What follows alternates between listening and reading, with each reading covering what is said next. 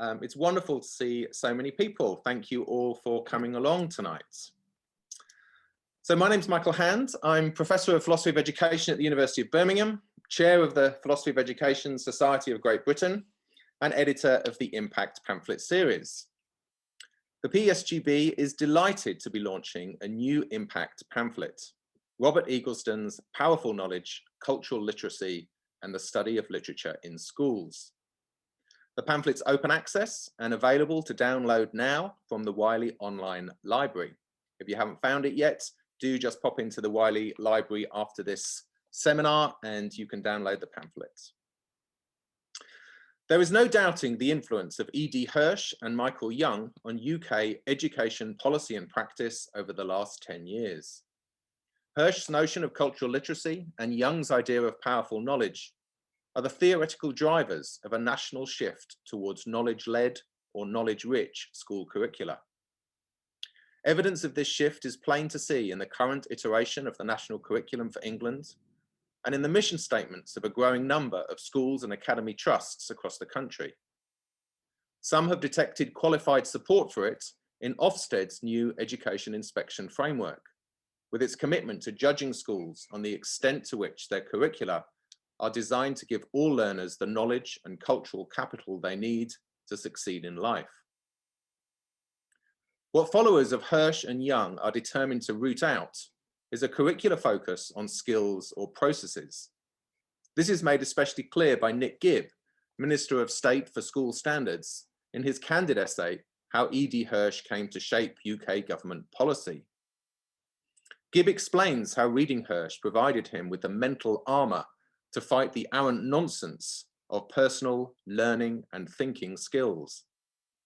And he is scathing of the previous iteration of the national curriculum, in which there was almost no mention of specific events or locations in the programs of study for history and geography, and a preoccupation with such processes as using evidence, communicating about the past, and geographical inquiry.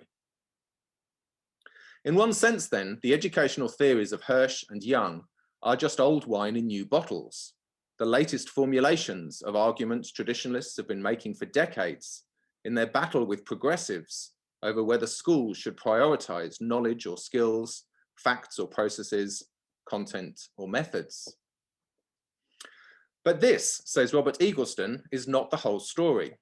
Setting aside the familiar debate about knowledge and skills, Eggleston diagnoses a malady in the theories of Hirsch and Young that should worry traditionalists and progressives alike. It's a malady that damages and distorts teaching in a number of curriculum subjects. But Eggleston, a literary critic and theorist, focuses on its disastrous impact on the teaching of literature. Thanks to Hirsch and Young, he contends, something is rotten in the state of English. On Eggleston's view, the real problem with cultural literacy and powerful knowledge is not their traditionalism, but their scientism. Both take knowledge in the natural sciences as a template for knowledge across the board.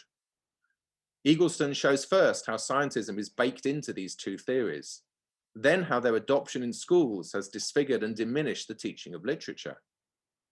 Finally, he proposes a solution to the problem. The teaching of literature in schools should be guided not by Hirschian and Jungian conceptions of knowledge, but by the deep understandings and signature pedagogies of the discipline of literary criticism. Eggleston's argument is arresting, timely, and compelling.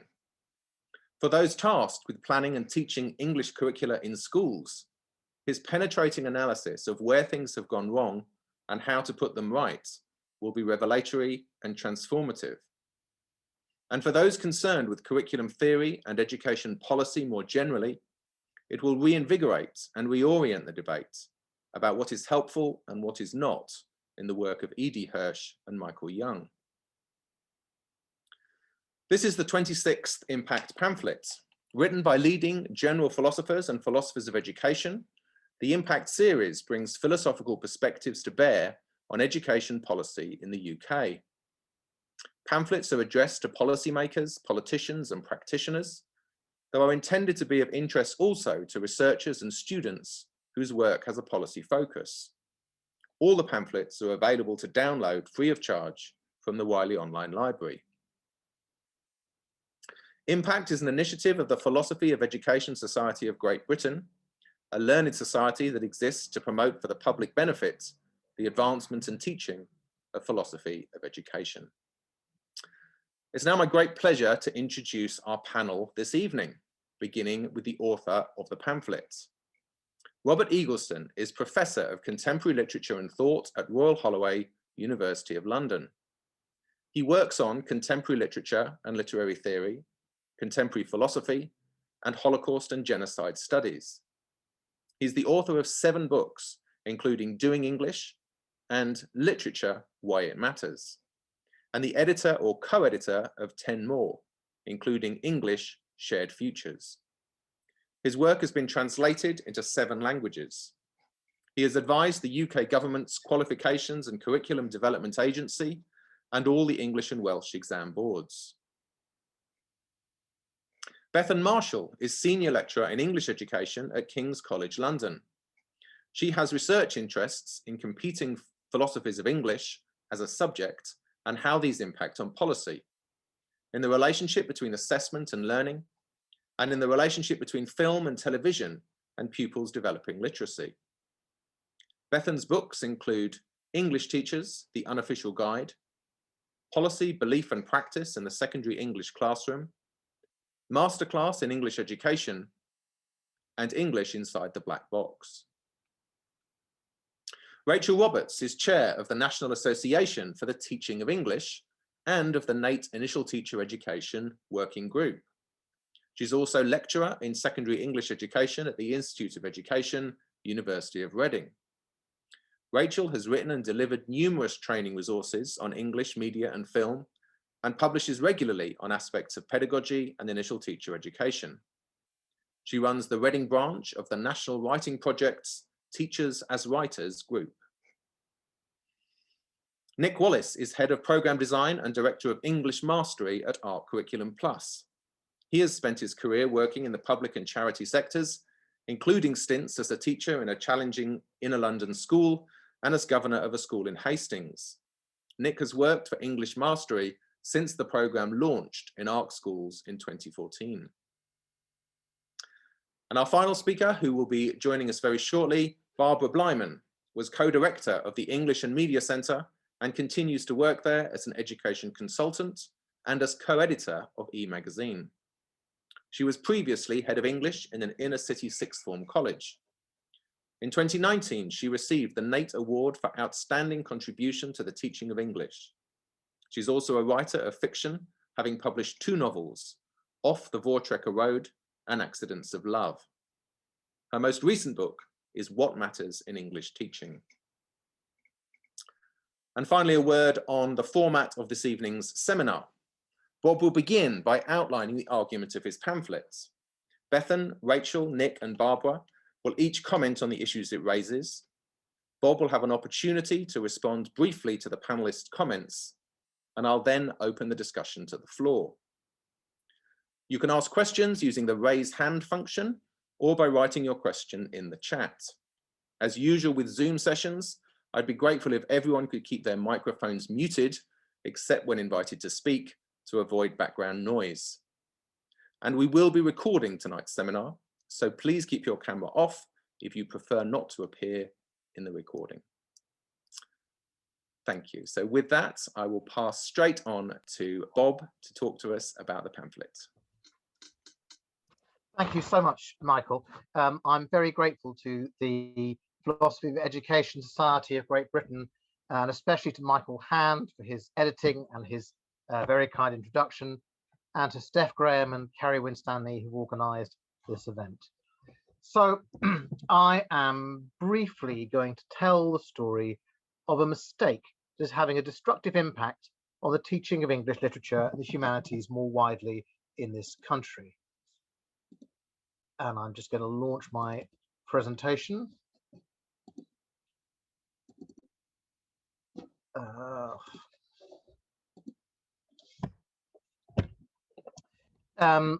This mistake that I'm going to analyze is not caused by people behaving stupidly or wickedly. Everyone in the story I'm going to tell, from teachers in the classroom to Tory ministers to left-wing academics, are doing their best for the children of the UK. So the mistake I'm going to analyse isn't a political one in the usual way you might expect. The mistake is a philosophical error at the deepest level, which has almost unrecognised bubbled up into our everyday educational work. The very down-to-earth philosopher Mary Midgley once compared philosophy to plumbing. Hidden beneath the floorboards of our kitchens, she suggested, and under the surface of our cultures is a complicated systems, pipes, or ideas. And these remain unnoticed till something goes wrong. Of course, when the plumbing is broken, water swamps the kitchen floor or pours through the ceiling. But when philosophical concepts go wrong, she said, they quietly distort and obstruct our thinking. So this pamphlet's a work of plumbing, because at the moment, education in English literature is distorted and obstructed. And to explain why, I'm going to take you deep under the floorboards, and I'm going to suggest how we might work to fix the pipes. So, first of all, what's wrong?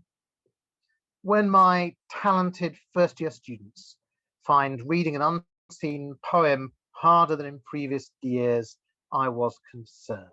When my 10-year-old daughter, when my year 10 daughter, was in because she needed facts for her interpretation of a Ted Hughes GCSE standard, I was anxious.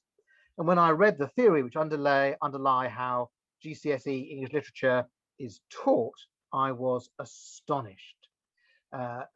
Students talk about exam English, manufactured reading, becoming inauthentic readers, strange esoteric mystery terms that authors don't use that make understanding poems harder, vocabulary being the first step in appreciating a bit of writing, curricula which seem to be more interested in the historical context than in literature itself. And I came to see that two broad ideas are shaping our curriculum today: powerful knowledge and critical literacy. These ideas are not wrong. I'm not saying we should throw them out, and they may be wonderful for some disciplines, but their influence in literary studies is baleful, if not disastrous, for the study of literature.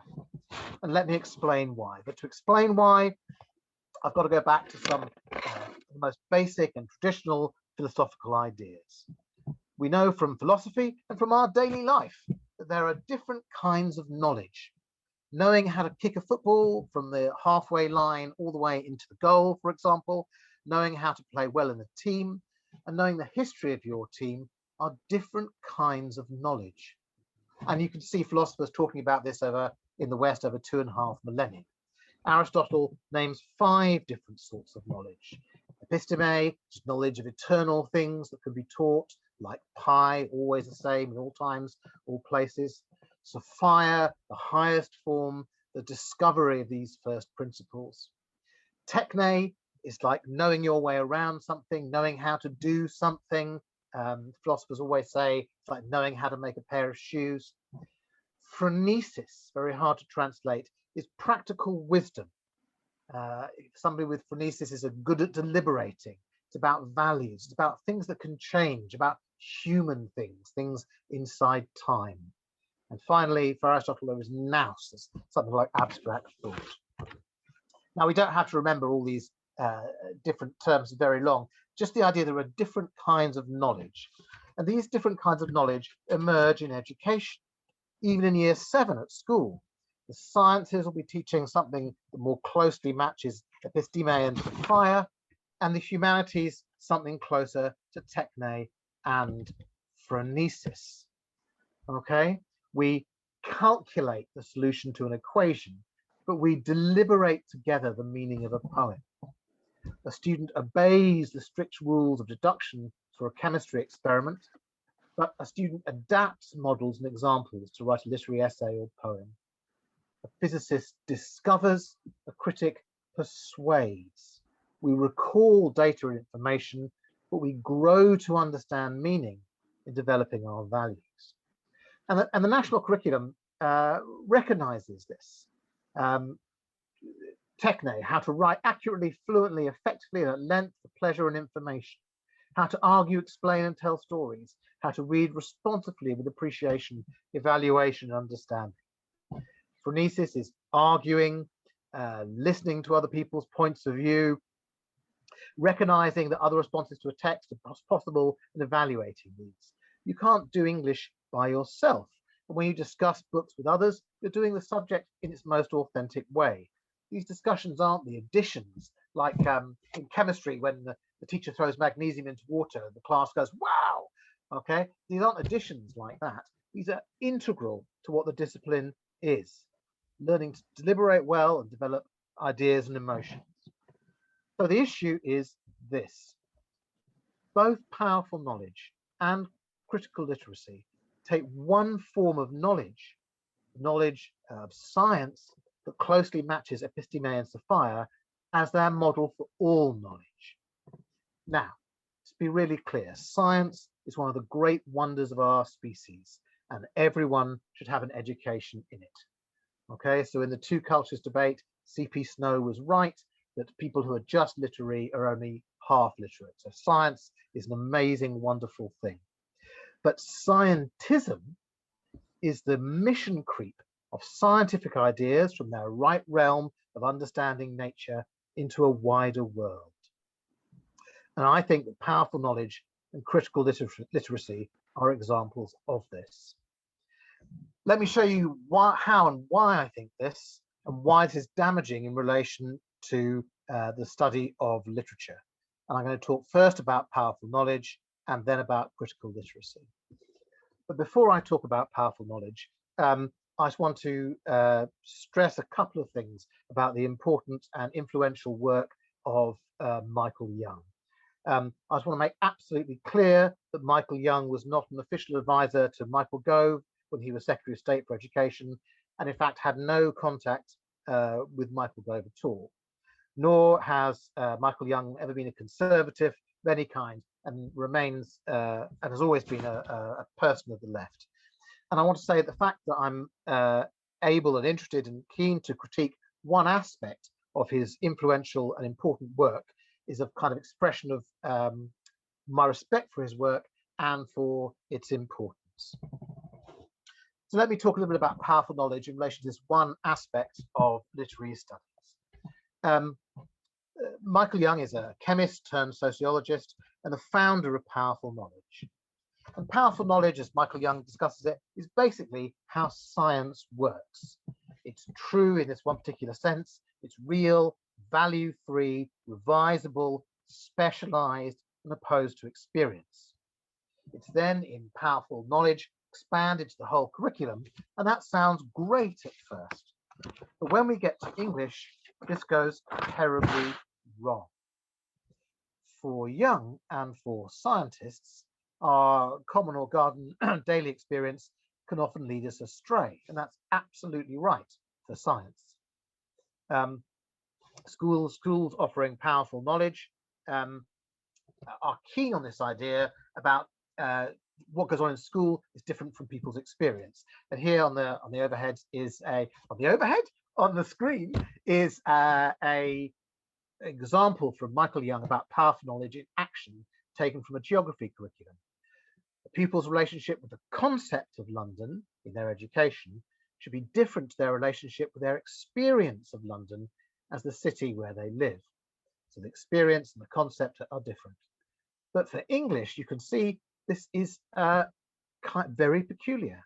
A pupil's relationship with the concept of Hamlet should be different to their relationship with their experience of Hamlet, which they've read or seen. In fact, in English, this is kind of a nonsense.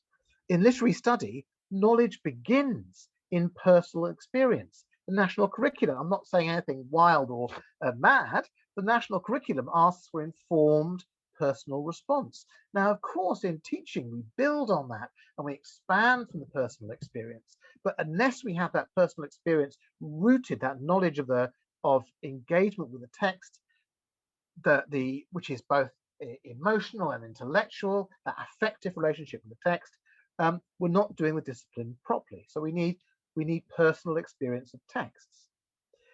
And in fact, without that, we will fall into a world of assessmentitis, where the teacher is telling the students what they should know and think about the text and not letting the students respond to it themselves. More, Michael Young's powerful knowledge claims not to teach values. But literature and stories are where we learn and think about and importantly reflect upon our values. This is why Michael Gove, for example, rightly thinks literature is so important, because literature is value rich and not value free. Indeed, without values, literature becomes impossible. Questioning Macbeth's ambition relies precisely upon values and questions about values. So powerful knowledge might be great for the sciences, but it doesn't deliver for English. In English, we're interested in I can't see my screen, we're interested in judgments, not in calculations. And I talk more about this in the pamphlet. But now I'm going to move from powerful knowledge to critical literacy, and I'm just cultural literacy. I'm trying to move my weird control bar. There it is. Okay. So cultural literacy. Sorry, everybody.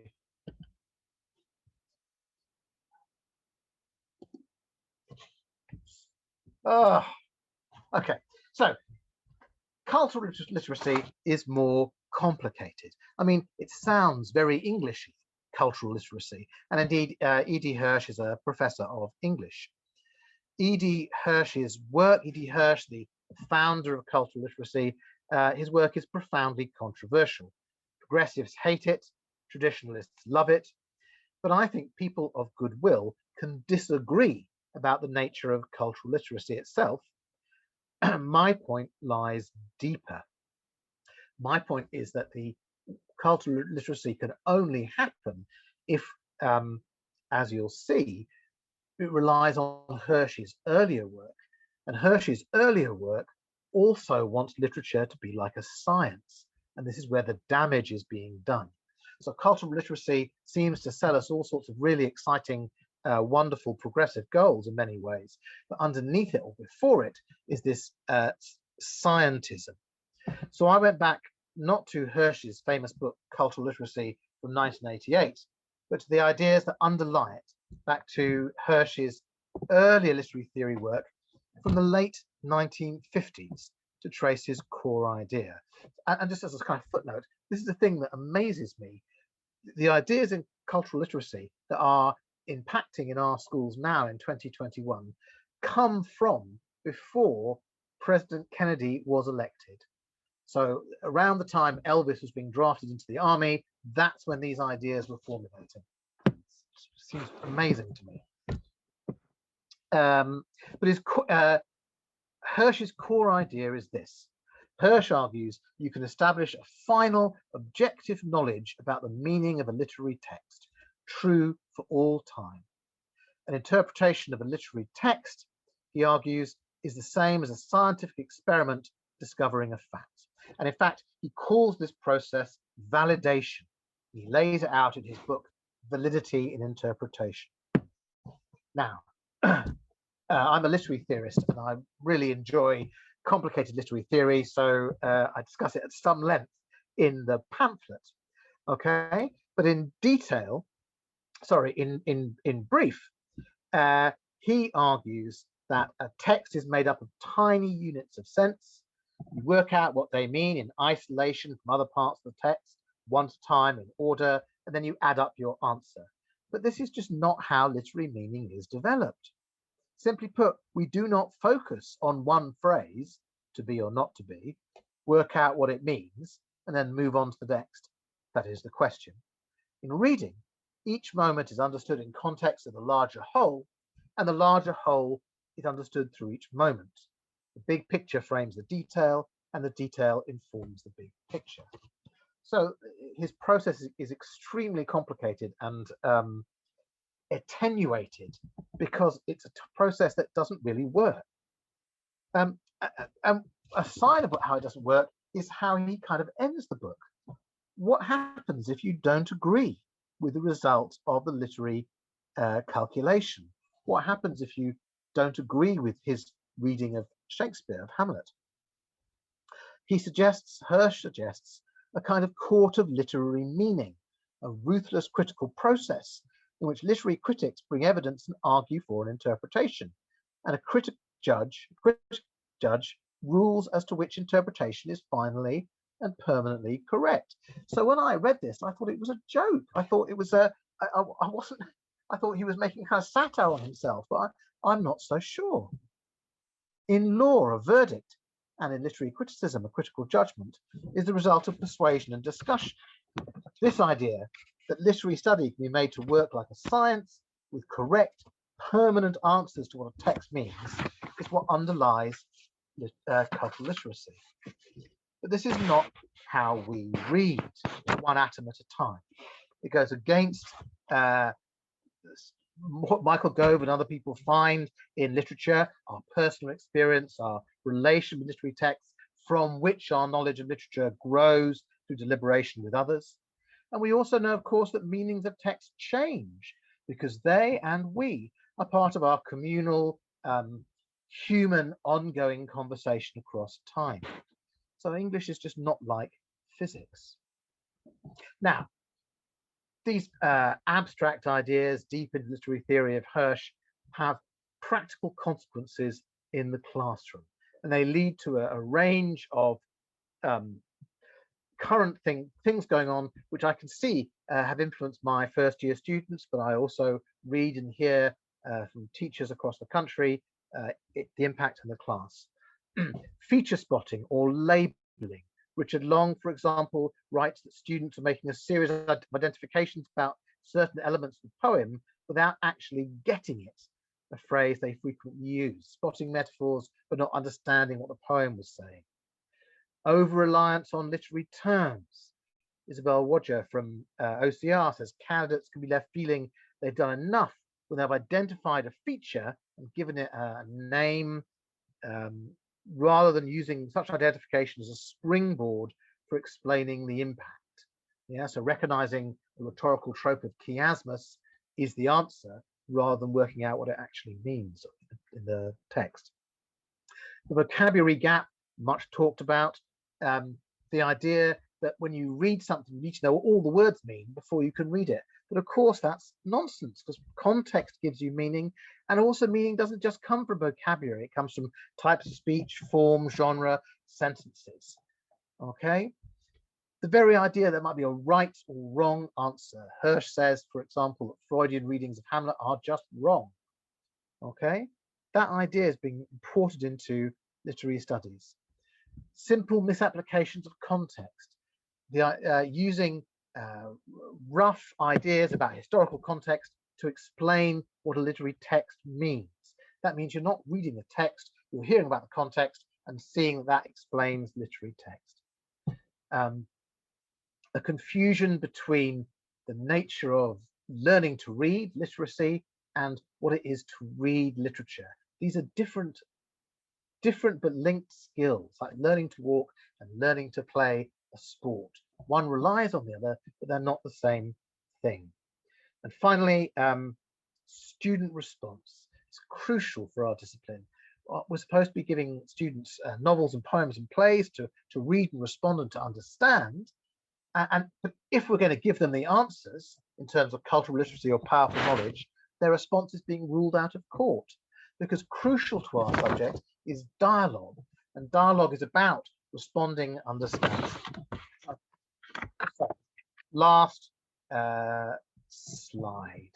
How might we resolve these? So I'm not saying we should abandon cultural literacy or powerful knowledge, but I am saying in terms of the discipline that I know about, literary studies, okay, they're extremely damaging. So how are we to resolve this? Well, what is a discipline? Okay, we need to have a sense of what disciplines are.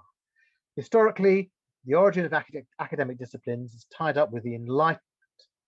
As in our current age, the Enlightenment was characterized by a huge blossoming of knowledge. Too many books led to a crisis. Which knowledge was authoritative, valuable, and legitimate? What actually is knowledge? And so one response to this crisis in the 18th century were the many encyclopedia projects, each an attempt to encompass everything in an empire of erudition, as Chad Wellman calls it. But these failed as it became clear that any organizing principle was arbitrary and abstract. For example, why organize an encyclopedia alphabetically? I mean, Aardvark has got nothing to do with Argon. But also because these encyclopedias were inert knowledge. At the beginning of the 19th century, academic disciplines as we know them today began to develop as a response to this problem. Disciplines became living encyclopedias, not simply a list of facts, but a relationship of concepts, which were crafted, shared, and cultivated over time, sifting and thinking through knowledge. This had three consequences. Disciplines form the people who work within and for them. We recognize that in everyday language when we speak of mathematicians or geographers and so on. Disciplines are also ever-evolving traditions, changing and developing over time. And as a result of these two, disciplines develop what Lee Schumann calls signature pedagogies, ways of teaching that embody both a practitioner and a developing tradition of the discipline. Each has its own complex and profound tradition of thought from which it's arisen, a deep understanding, a disciplinary consciousness that comes from grasping the concepts which arise in that field. This deep idea of the discipline is vital in its teaching. John Hattie writes the crucial factor for improving the quality of student outcomes is not the amount of knowledge a teacher has, but how the teachers see the surface and the deeper understandings of the subjects that they teach. Expert teachers, he says, organize and use their content knowledge differently. That is, they understand the deep ideas of their subject. So my conclusion is that we need to rebalance our national conversation about teaching from the language of powerful knowledge and cultural literacy back to the significance of their disciplines, their deep understandings of their field, and their own disciplinary consciousness. Thank you so much.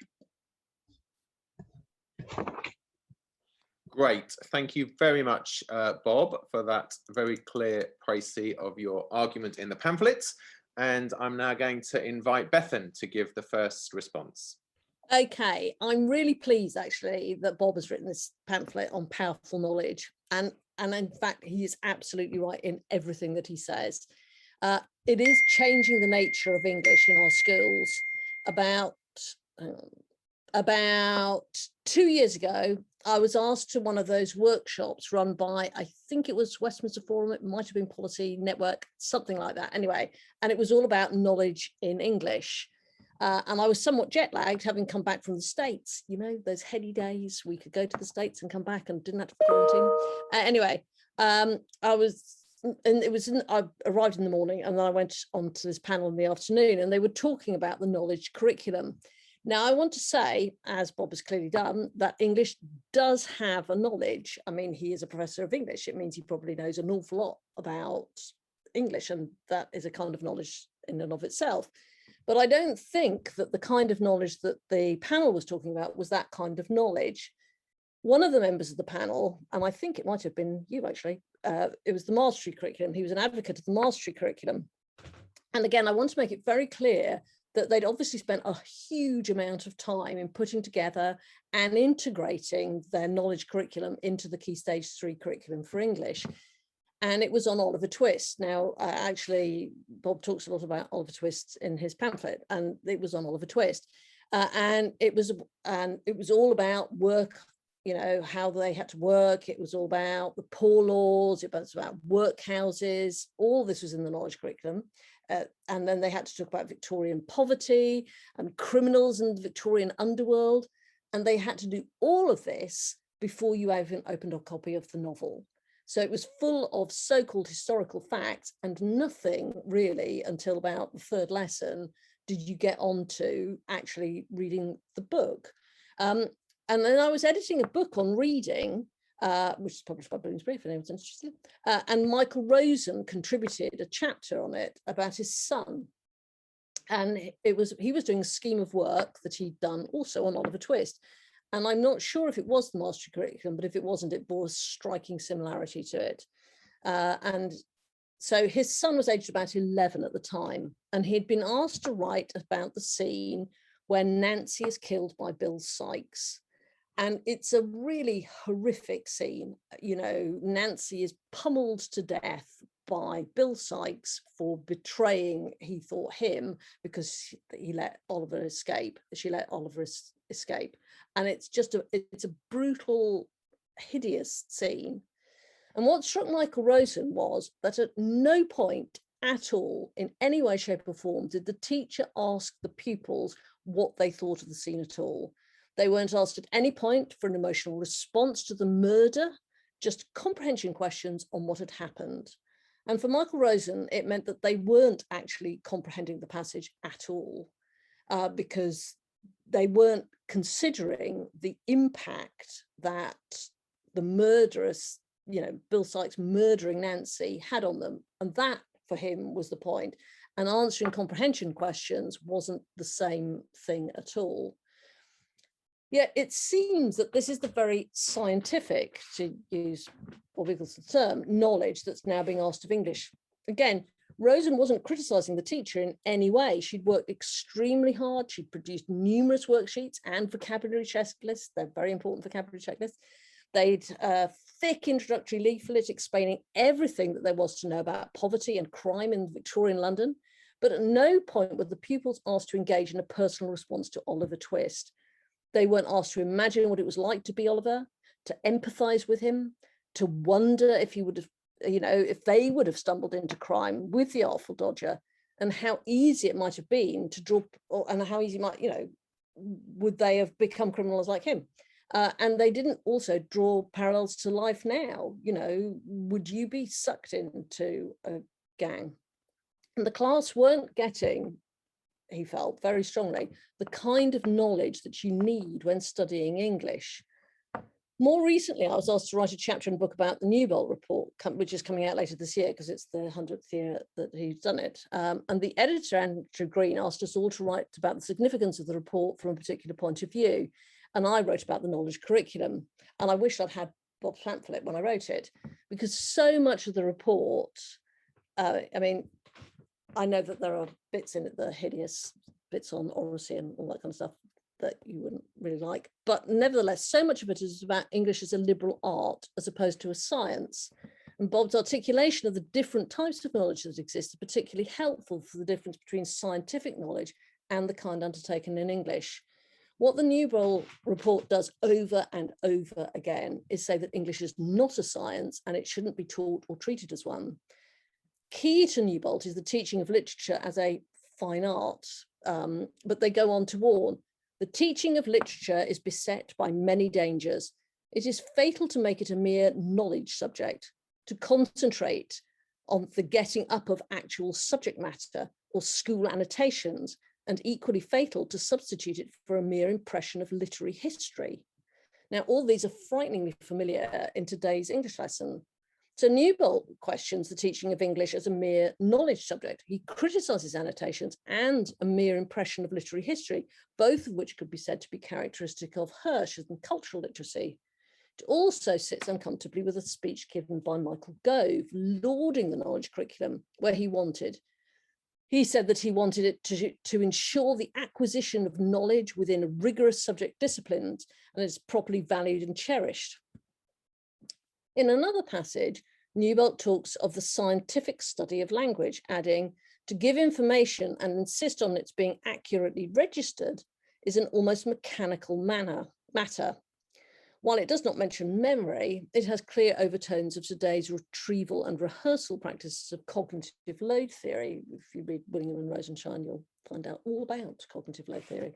For Newbold's committee, such delivery has a mechanical manner, which contrasted with the feeling of thought demanded by good literature teaching, and that endless contrast between the mechanical and the feeling, and and all those things which are mechanical as opposed to feeling are very characteristic of a lot of writing of the time. The pattern is always the same. If literature becomes a mere knowledge subject, then, for example, the teaching of poetry can become a mere mechanical drill. Teachers can harp on the method lesson after lesson to read in class minute fragments of a whole, to work in successive terms at one and the same book. All of these statements, staleness in class and teacher inevitable. And while we do not want the study of literature to be, as I say, sentimental, this is Needle again, the pupils must be aware of literature as the revelation of beauty and the expression of thought and emotion. High flying words there. They cite evidence that had been submitted to the committee. The report claimed that linguistic, historic, and comparative methods of dealing with literature in schools have all failed insofar as they have not been tinged with emotion. It is as if they were sitting in too many of today's lessons and classrooms. What they miss out on completely is experience. Pupils don't experience literature. In another book on that Bob has written, Literature, Why It Matters, he talks about the difference between knowing a formula for water, H2O, and getting drenched in a rainstorm. The two things are completely different. The experience of them can't be equated.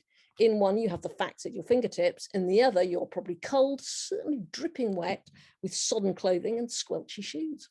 What is more, you can engage in conversation, a dialogue about what it feels like, compare experiences of the last time you were soaked in the rain. One is scientific knowledge, the other is experiential. And this is where Michael Young comes in. I've noticed that he is here, and he probably will disagree violently with what I'm saying, but nevertheless, I'm going to persevere.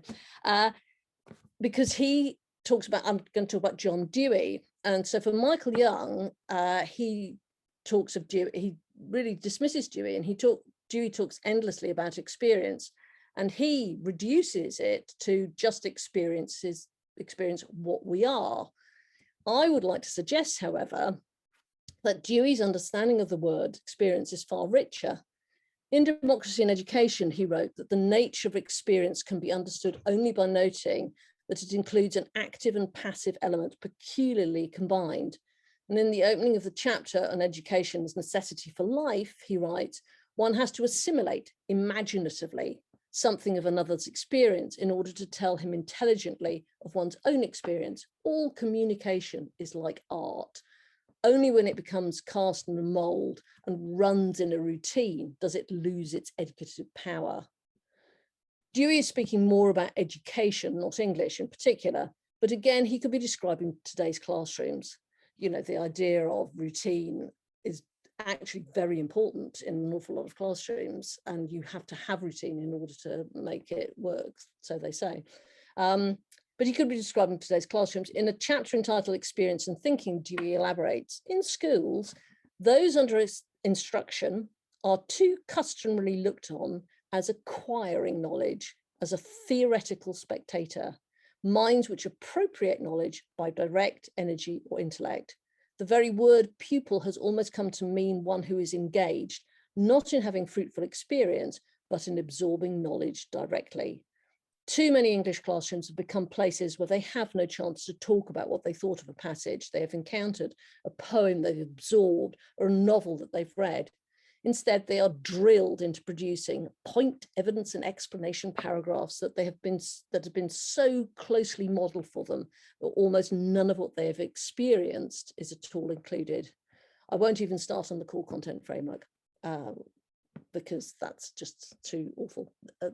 Anyway, Bob Eagleson's pamphlet, along with numerous books and articles he's written, is a call to English teachers to have a bit of nous, not that I'm using it completely correctly, but nevertheless nous, to remember that disciplinary consciousness of which he also talks, and unite on what the art of English is all about.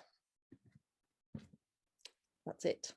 Great. Thank you very much, Bethan. And now we'll move straight on, if we may, to Rachel Roberts. Right, bear with me 1 second whilst I share my screen. Okay, hopefully you can see that. Yes. Yep. Okay. Well, thank you. Bob's pamphlet does seem to have hit a particular, not nerve exactly, but it's pinpointed a number of things for me. I think particularly in my role as a teacher trainer, in thinking about what English is for beginning teachers and how they can think about their subject in order to start to think about how they might go about teaching it. I'm going to be talking about that and the nature of knowledge and English knowledge within teacher teaching and teacher training in reference to some of the things that come out of Bob's excellent pamphlet. But if I were to ask the question, what are teachers? Now, and I am drawing from an previous impact article from 2015 from Orchard and Winch. They suggested that quite often teachers are considered as technicians or craft workers, and often I think in policy, and if you read anything by Stephen Ball, he'll certainly support this notion that we're often teachers are kind of reduced to something that is like a technician, where you can kind of be given a handbook of how to go about teaching something and then you're away. And this is a question of getting the right technique. But perhaps a better way of thinking about us as teachers it should be as professionals. Now, professionals is a contested term when you're thinking about teaching. Often teachers are not seen as true professionals in a kind of in comparison to, say, medicine or law or the clergy in a kind of a classical sense. And if you, I always do this with my students on the MA in education, we look up semi-professional on Wikipedia, and I suggest you go do that yourself and see what's listed there if you want to get irate about how teachers are often cast in general popular opinion. But there's something about this notion of professional I'd like to connect with Aristotle and Aristotle's different kinds of knowledge, that there is this notion of phronesis, of practical wisdom. I'd suggest that teacher knowledge probably encompasses all of Aristotle's different types of knowledge to some degree or another. And phronesis being founded not only in experience but also in values and judgment. There's an ethical dimension to that sometimes can be marginalized or forgotten, and that bound in with that is a notion of autonomy that professionals ought to have within the realm of their domain. Now, thinking about teacher knowledge in terms of certainly beginning teacher knowledge, and on like a PGCE such as the one that I run at Reading, a useful heuristic, a rule of thumb, comes from Lee Schulman's really quite seminal article from 1986, where he identifies, amongst other things, but this is the one that seems to have kind of had quite a major impact and staying power, as a notion of pedagogical knowledge, which is to do with how you might go about teaching children, content knowledge or subject knowledge. For example, in this Google Images version, I teach maths, and how these intersect, so how I might go about teaching maths to children. And as a rule of thumb, that's quite helpful for thinking about what teacher knowledge might be. And one of the things I say at the beginning of the PGCE to my trainees is, well, this is what I'm teaching you, PCK, pedagogical content knowledge for English. However, there are some issues with that. And this really came to light for me a couple of years ago when my wonderful colleague, who is a history specialist, has done a lot of research around the curriculum, particularly in history teaching, came up with this model of what's now gone on to be called critical curriculum thinkers. And he has this model of thinking about the what of the curriculum, so the kind of the content, the why that underpins it, so why we might teach aspects of our curriculum, and the pedagogy, so how it might be taught. But this was the first iteration of his thinking. And when I saw this, I was quite excited, and I thought, well, okay, let's break this down a little bit with my students. So I shared this with my then PGCE cohort of very enthusiastic beginning English teachers, and we got stuck.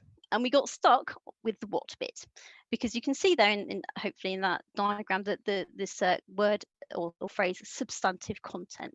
Now, if you've read anything written by Christine Counsell, who's again another highly influential thinker in education, she says that there are in terms of curriculum, there are what we might call substantive content or substantive knowledge, which might be kind of the indisputable facts of our discipline or your subject. And then there's disciplinary knowledge, which is the kind of way in which you go about subjects, the kind of tools of your trade, I suppose. And it was that bit that we just got stuck on. We got stuck on what the substantive content, the substantive knowledge might be for English. And when I shared it with them, some of the suggestions, after a lot of head scratching, and English trainees and English teachers, I think, probably are not known for their reticence in sharing ideas and talking things through.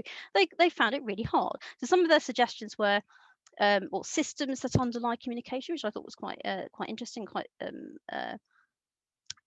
sophisticated. Seminal authors, the history of the English language, quotations, terminology. Someone did ask, are there facts in English? In a very kind of genuine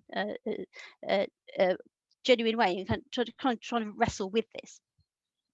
And even if we were to agree that the substantive knowledge content of English is the text, the texts, what does it mean to know a text? Because that's we're talking about degrees of familiarity then, because I could say I know my Shakespeare, and I could, you know, probably reel off with some accuracy the plot and the events of a number of his plays. I can quote a bit from various different plays.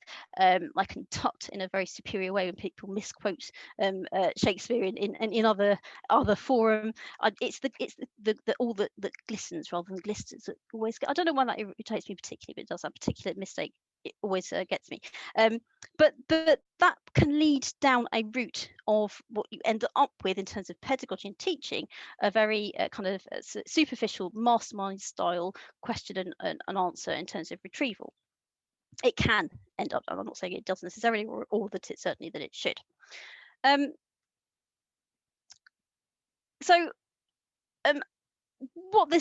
What reading Bob's pamphlet is, it came at a very good time for me, Bob, so thank you, because I'm writing a chapter right now on teacher training in English at the moment.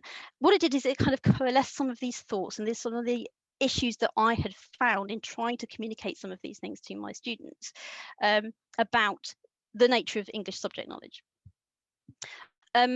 Victoria Elliott, who I think is on this call, so hi Velda, her book, Knowledge in English, she suggests that there are two key pedagogies of English, and that they are communal reading and then a following discussion of the text. And to paraphrase Bob in a previous publication, English is a conversation. And I would say that English pedagogy is also a conversation, therefore, between texts, between readers, and between teachers and their students. And English pedagogy, therefore, is unashamedly constructivist in its epistemological perspective. And it can't be anything else and be true to its discipline, because then we're trying to do something else. We're trying to be physics or another subject. And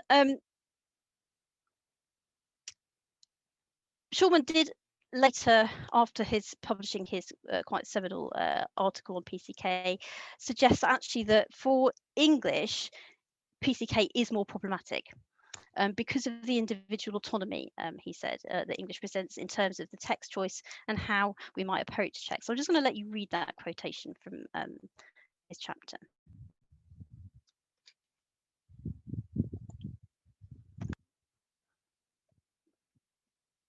So the text is the thing, and that's part of the problem in terms of thinking about pedagogy. Maybe this is less of an issue for sciences who deal more in episteme or Sophia than in techne and phronesis as we do in English.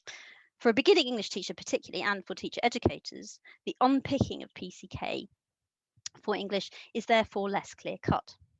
Reading is as much a social process as an individual one, and PCK for the English teacher must also take into account her pupils, their lives, their experiences, their context, as well as the contexts of the text itself. A different understanding of PCK is needed for English, I think. It is perhaps a mistake to think of content being entirely free from pedagogy. Indeed, Siegel says in her article, pedagogy can't be considered simply a method, an afterthought that is applied to content. There's always a question, of course, of audience, who the learning materials are for.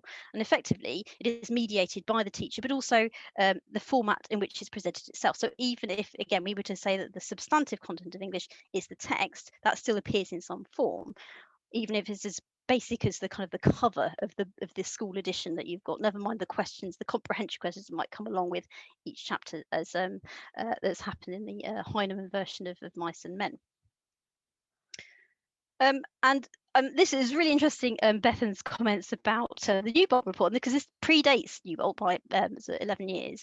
This comes from a Board of Education report from 1910. So this is at the very sort of beginnings of English, subject English in a school setting. And I think there's an absolute acknowledgement here that pedagogy in English is different. And it says just at the beginning of that quotation, instruction in literature must discuss it in other subjects, but this fact has a corresponding danger. So we have all of these problems and the kind of the value judgments and the ways of thinking about ourselves and the world around us is part of what we do in literature and studying literature and studying English, but it is therefore a different kind of pedagogy that must enable this to happen, enable this conversation to happen. So where does that leave us, and where does that leave me on my PGCE?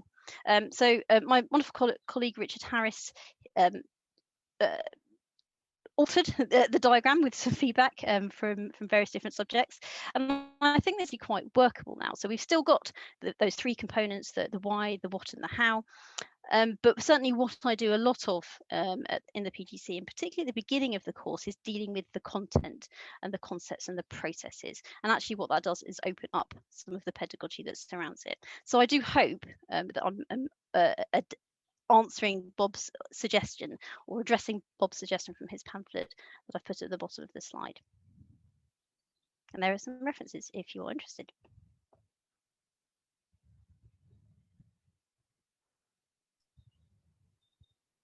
Great. Thank you very much, Rachel. So in the interest of economy, we will move straight on to Nick Wallace from Art Curriculum Plus. Hi everyone, thank you very much for having me. Delighted to be on the panel. Bob said at the top of the meeting today that people involved in the knowledge-rich kind of approach are neither stupid nor wicked. And all I'll say is I've not been called wicked recently, but the rest of it I'll leave in the fate of the gods. It's also worth, I just want to also acknowledge that Rob and I had a really fascinating discussion about his pamphlet last week. And we found lots of common ground and convergence on a lot of the concerns and worries that he has for the pedagogy, the subject of English. And there are also some points of divergence, which I think add to like the rich tapestry of our subject and discipline. And I'd like to just share some of like my reflections from the paper and that discussion with you now.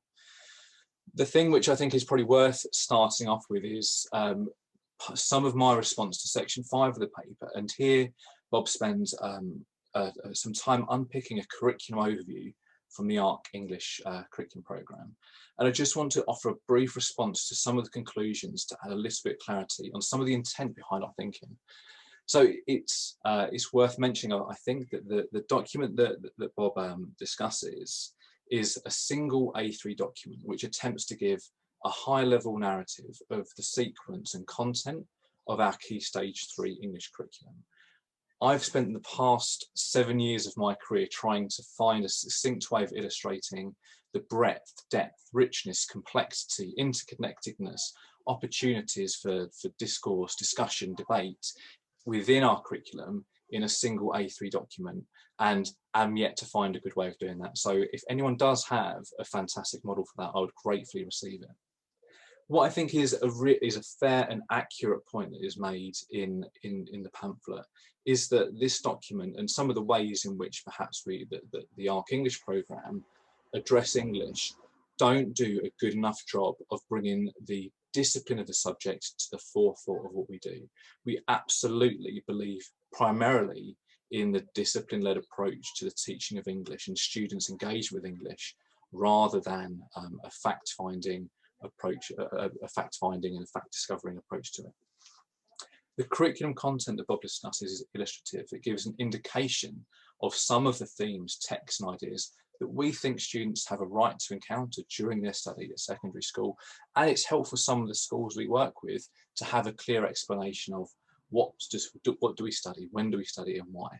And the document discussed in the pamphlet answers those questions quickly, and perhaps too quickly. An interesting area that Bob writes about is the assessment questions on that curriculum overview. And I do think this offers an insight into some of the ways in which I think are convergent and divergent.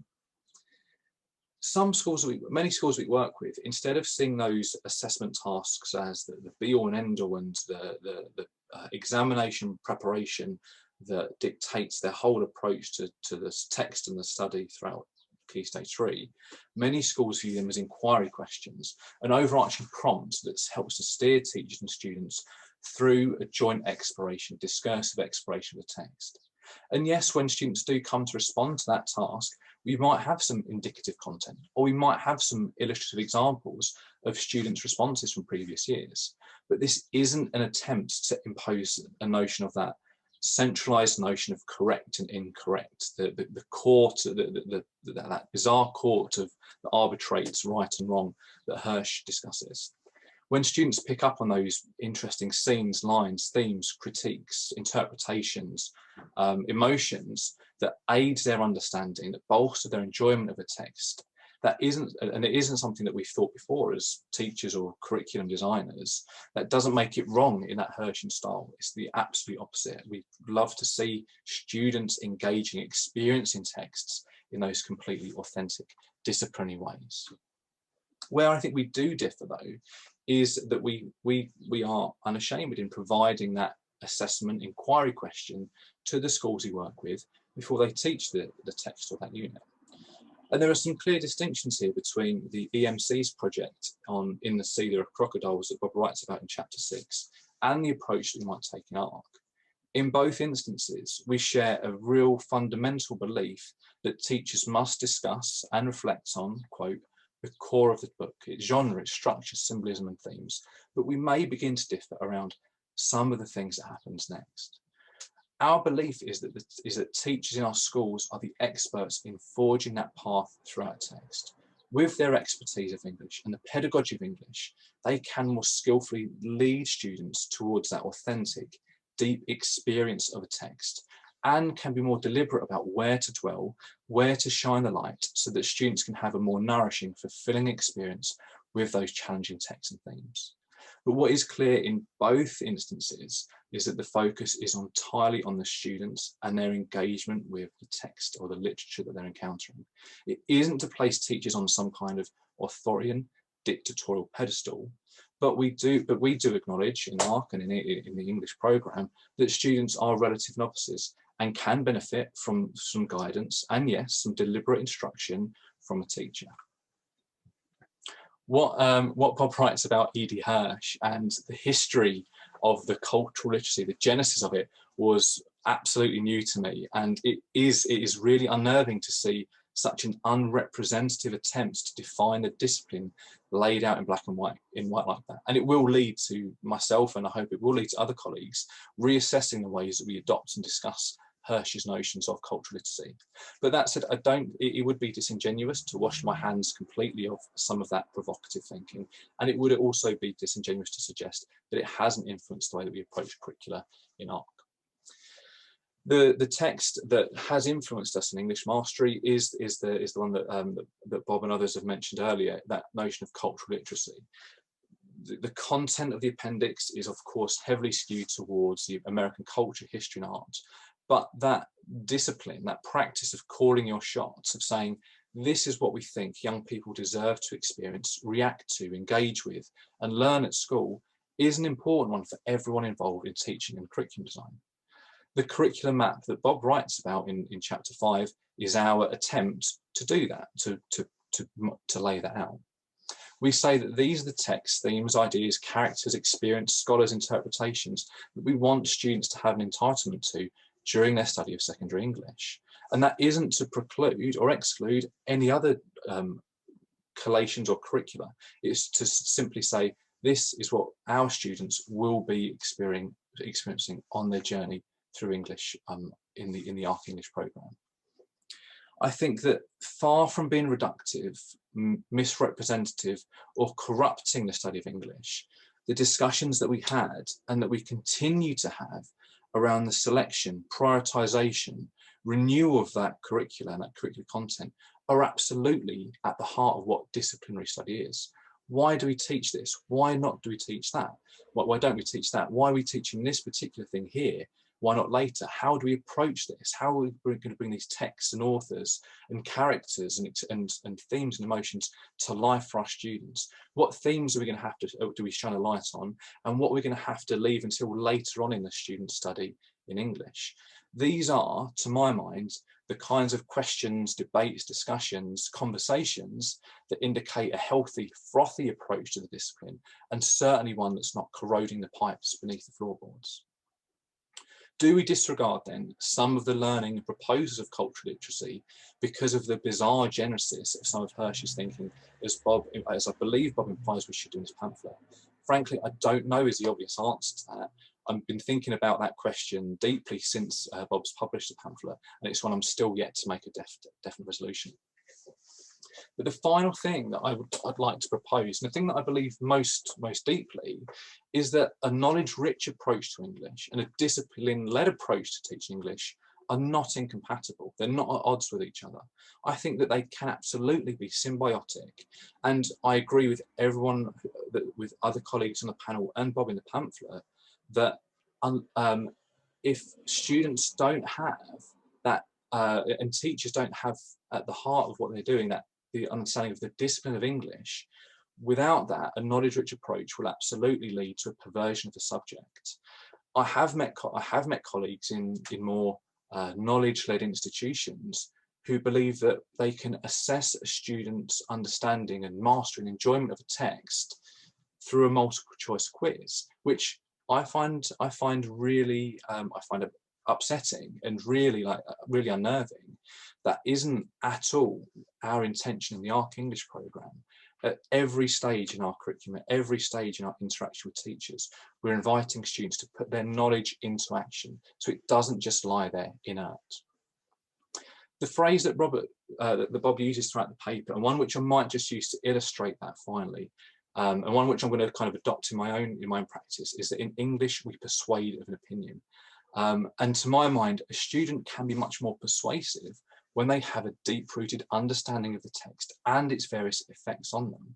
So Beth, and I believe it may well have been me who spoke about Oliver Twist, and we've got a double headline of Oliver Twist, and we use that as a case in point here. The assessment question that we have in our curriculum is, what kind of character is Bill Sikes? Now, we can very simply say that he's a villain who does very bad things throughout the novel. But if we think carefully about the knowledge of, say, his key actions in the text, we can begin to see how he becomes increasingly violent and desperate as the novel continues, starting with throwing jugs of beer at his dog, threatening to blow Oliver's brains out, and finally, the brutal murder of Nancy, which I'll just pause to say, I absolutely hope that students and teachers spend the time reflecting on that and responding to that personally with such a harrowing moment of literature. To continue though the knowledge journey, if we add in some structural knowledge of, say, the idea of opposition, juxtaposition, villainy, heroism rather, and the way they interact, we can now begin to see Sikes emerging as a structural foil. He allows us to see how incorruptible Oliver is, and he also illuminates the different kinds of villainy at work in the novel. Bill's a villain, and so is Fagin, but is their villainy the same? Is Fagin's covetous exploitation of the street orphans more or less evil than Bill's brute violence? That's a great question for our students to engage with and consider and debate and have a dialogue in lessons. And now let's think about, yes, some of that contextual knowledge of Oliver Twist, with an awareness of the Poor Law of 1834, with a knowledge that Dickens, his father, was sent to a debtor's prison. I can now more insightfully propose that Oliver Twist is an attempt by Dickens to warn of the dangers of criminalising the poor classes. I might make the connection between myself as a student, Oliver, Noah Claypole, Dodger and Sikes, and see Dickens suggest that if you view the working classes as criminals and treat them with contempt and scorn, we run the risk of dehumanising an entire population of people. And now, with each of these layers of knowledge of the text, characters, structure, the time it's written, the contributing historical factors, I propose that we can argue a much more persuasive argument than I would have been able to do without that knowledge. Perhaps I can propose an argument that views Sikes not just as a character in a novel, but as something more, something symbolic, dynamic, and transcendent. I want to just finish by saying these kinds of discussions are absolutely disciplinary, and I think that they allow us to talk about our subject in increasingly precise and insightful ways. Personally, I'm absolutely mortified to think that colleagues on this panel would view the work that we do in ARC on English and a knowledge-rich approach as corroding the nature of English study. But more importantly, I also don't think that it's true. I think that was wonderful. Thank you very much indeed. And we'll move on to our final response from Barbara Blyman. First of all, thank you so much for inviting me to this session. And can I congratulate Bob on a really, really great piece of work. I saw it in draft. I thought then, as I do now, that it would make a very, very important contribution to the current debates on knowledge and have a strong influence on the practices that we see in English classrooms. I've just got a few headings that I'm going to talk to in relation to some of the things I've pulled out from the pamphlet. I mean, there's just an enormous amount that one could sort of draw on and think about and talk about. So knowing in English, who knows things, is the first kind of my first idea. I very, very much like Bob's emphasis on the differences between knowledge in different subjects, which I think has been for too long kind of sidelined or ignored. Like him, I think English, in a subject like English, knowledge is negotiated, it's co-constructed. When a teacher walks into a room, they know some very important things, of course they do. They have expertise and experience to offer, but they don't know everything. It's been very rare for me to go into any classroom or any teaching situation with adults or with younger students and come out without any new knowledge myself, made in the interplay between my thinking and that of my students. If that weren't the case, teaching would be a very dull occupation and the study of literature a very dull discipline. The poem I thought I knew has something in it that I didn't know before that student noticed something, or in the dialogue with them, I found myself thinking something new. The novice-expert distinction that Bob talks about so interestingly and picks up Michael Young on is, in English, it's very much blurred. The second sort of heading for myself is the idea of co-constructing knowledge and the agenda, which Bob talks about in the book, the work that we did on teaching a novel described by Bob in one of the chapters, In the Sea There Are Crocodiles. And this exemplifies this in that idea of the developing agenda. It represents the ongoing understandings and thinking of a class as the reading and study of a text progresses.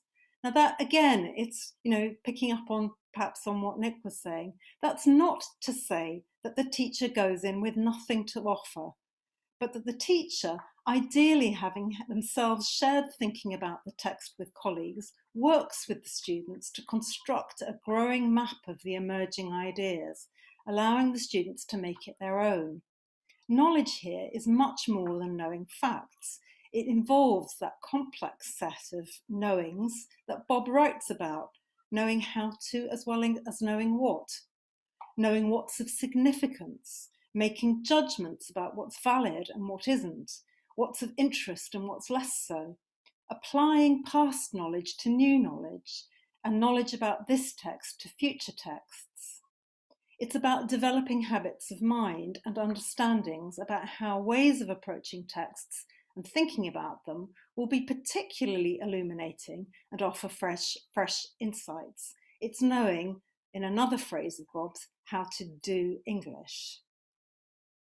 My third point is around questions that generate knowledge. In English, response is vital, and I just can't resist quoting from this fantastic book by George Saunders, in which he says, the main thing I want us to be asking together is, what did we feel and where did we feel it? And then he puts in brackets, and I think it's lovely the way it goes into brackets, because it's such an important thing in brackets. All coherent intellectual work begins with a genuine reaction. All coherent intellectual work begins with a genuine reaction. And that in English seems to me to be an incredibly important thing. So response is vital. And for me, I mean, I'm just going to give you a flavour of sort of some of the sorts of things one might do with students, really, by saying that for me, one question that I ask that I think I find myself using a lot is, in response to text, is what leaps out at you in this text? What leaps out at you in this text? That's a question that opens up response. It allows prior knowledge of all kinds of different kinds to be brought to bear. What leaps out could be a feeling or a thought, a memory of another text, ideas generated in previous classroom discussion, remembered knowledge that seems particularly applicable in the context of this new text, an expression of pleasure or the opposite, a question that leads to further questions, and so on. The distinction between knowledge and skill, knowing and doing, is blurred here. Reading and interpreting are verbs. They're things you do to texts. Exploring repeated instances of symbols in a novel, for instance, is something you do. But you bring to the process all the knowledge you have about how symbols work in other texts. Students are learning how to compare, to read intertextually, to weigh the use of symbolism in this text against its uses in previous one. What makes its use characteristic and special here? Separating out knowing from thinking or knowing from doing fails to capture the essentials of this signature pedagogy of English. And that's a phrase that Bob quotes and uses that I think is particularly useful. Okay, my next heading, responding to student knowledge. The development of co-constructed knowledge provides scope too for the teacher to respond to the knowledge that students bring to the table, to draw in their prior knowledge. It's not fully planned months ago and delivered to the letter, come what may. It can be responsively adapted to meet what one discovers about what the students already think and know. And as a very important aside, one of the elements of some recent knowledge-based curriculum plans that I found most depressing is the fact that they sometimes assume a level of knowledge that is almost certainly well below the actual level of some of the students in the class. Teachers will not be able to recognise that if they don't engage in dialogic approaches to knowledge in the classroom. In the novel project, where there was space for students to share their own thoughts, and in similar work we've done elsewhere in many instances in other genres, teachers are often very surprised by what students already know, both what and how much. Okay, knowledge as conversation. Bob's already talked about knowledge, dialogue as being sort of central to English. I very much like the idea of knowledge as conversation, something borrowed from the American educationalist Arthur Appleby, rather than knowledge as mastery, which seems to me to be based on the scientism that Bob rejects. Appleby's focus on knowledge as a series of continuing conversations is for me one of the signature pedagogies of English. Dialogue is fundamental to it. In the classroom, knowledge evolves through conversation, as I've suggested in talking about EMC's group work project. But also, the organisation of knowledge in English into a curriculum needs to be seen not as a catalogue or an encyclopedia of items to be listed, but rather as a series of conversations that circle back on each other, growing ever deeper and more interesting as new texts and experiences are drawn into the widening pool of knowledge that is created. The curriculum itself should be constructed to look back and look forwards in interlocking conversations. The knowledge about a single text that students come away with shouldn't be confined to that one text, finished once a test has been done or a last assessment completed. It should carry forward into the next textual encounter. So just as a little example, in poetry, for instance, students might have studied a narrative poem such as Ulysses by Tennyson, and what they take away with them is a lot more than knowing the story that provided its subject matter, or the facts of Tennyson's life, or what onomatopoeia or assonance mean and how to spell them. They should be able to use the reading of that poem to reflect on future poems, future narratives, future texts that draw on myth and legend, future texts about journeys and the search for self, future texts that use sound and rhythm to suggest loss, longing, regret, or indeed something else. Okay, everyday knowledge and academic knowledge, which is something that Michael Young talks about quite a lot in his writing. One thing that's implied in what I've been saying is that knowledge is also an interplay between academic knowledge and everyday knowledge. That this, as Bob indicates, is something that Michael Young, in his conception of powerful knowledge, seems to deny. If you read and respond to texts, you inevitably bring to bear all your life experiences, but you also bring all your experience of prior reading, other cultural understandings from TV, radio, film, video games, and elsewhere. These are not devoid of relevance to your thinking about English literature.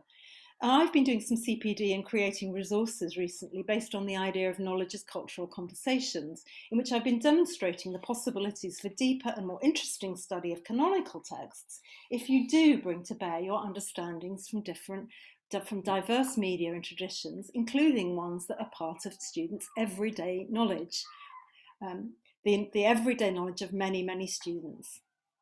Soon to be published is some material on the Odyssey, and it's a reaction actually to some of the supposedly rich knowledge-rich work I've seen on this very text.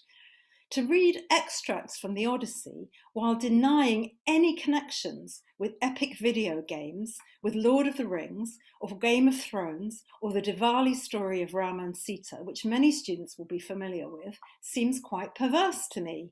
The literary understandings available to students by drawing on popular culture, diverse traditions, and their own home knowledge can only enrich and extend the conversations that are at the heart of the subject. Okay, my last heading, critiquing powerful knowledge. I know Michael Young is here. Sorry about that, Michael. Finally, I want to say something about my powerful knowledge, because notions of powerful knowledge and cultural capital almost inevitably, in terms of English, lead to a narrowly defined view of knowledge that excludes almost anything other than canonical texts. In a sort of, for me, tautological way, Michael Young suggests that powerful knowledge is knowledge that is powerful. Dickens has been idolised and regarded as important, so knowing about him is powerful. Only things that have been deemed powerful in the past are worthy of study.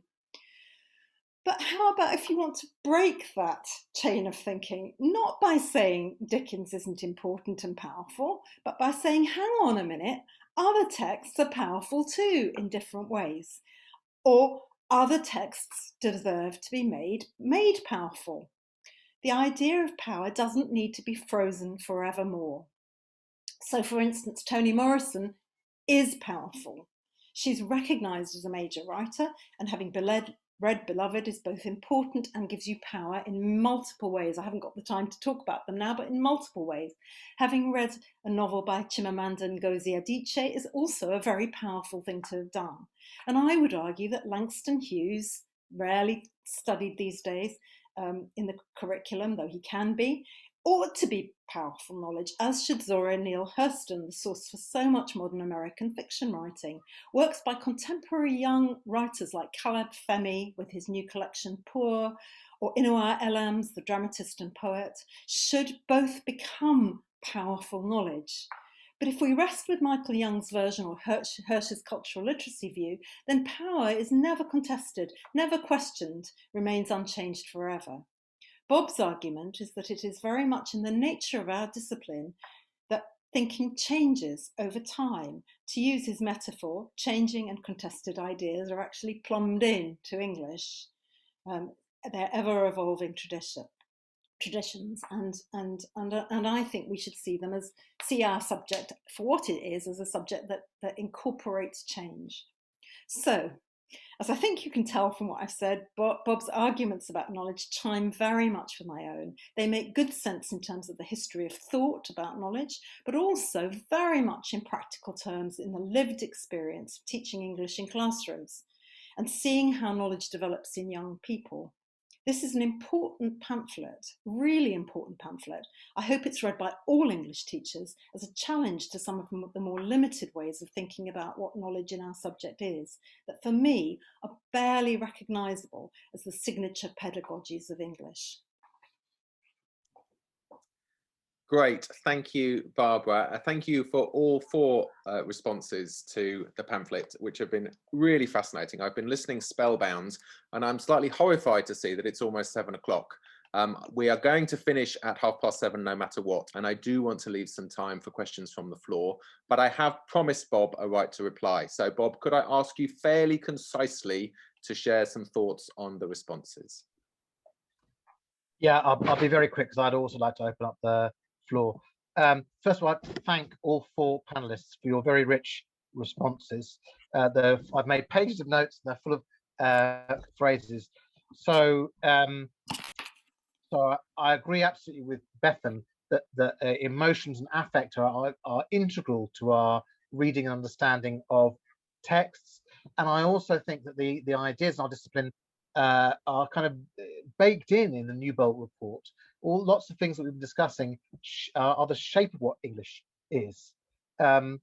Rachel, I really enjoyed your presentation, and I will find out the references from you later about PCK. But you were talking, I thought exactly as you said, about what Aristotle calls phronesis, about being a good deliberator, being able to talk with other people, thinking and responding. And that's something that we see. And it reminded me of a remark that Gary Snapper made, I think maybe 25 years ago, that really stuck with me. That when we're teaching English, we're not teaching a text, we're teaching literature through the medium of that particular text. And that's a very hard thing to keep remembering, but I think that really is what we're doing. Nick, I'd like to thank you particularly. We had a really good conversation early last week, and I was really pleased to hear what you said. I took a lot from that conversation. It gave me a great deal of food for thought, and I want to thank you for your generosity. I take absolutely your point that the assessment objectives can be inquiry questions and not kind of tick box. And I take on board a great deal of what you say. I think we do have, and I also take on board absolutely that I was working from your A3 thing online, and there are various blogs and things too, but that was the main thing. So that's a fair cop gov. Okay. And I'm also very interested to hear about thinking about renewing your thinking about and renewing, talking through your curriculum through conversation, and that being part of discipline, and the idea of persuasion. So I was really pleased to hear that, and I hope we can talk more about that as time goes on.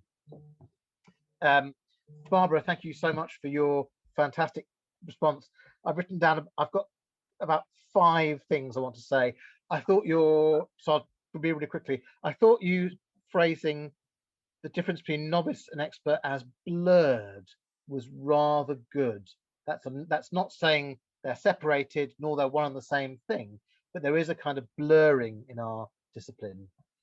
All coherent intellectual work begins in a genuine reaction, I thought was fantastic, and I'm going to buy that book as soon as we've finished. And I agree with you completely about student knowledge. And I think that thing about, I think the students come with all sorts of knowledge that really is literary, whether it's about games or jokes or telling stories.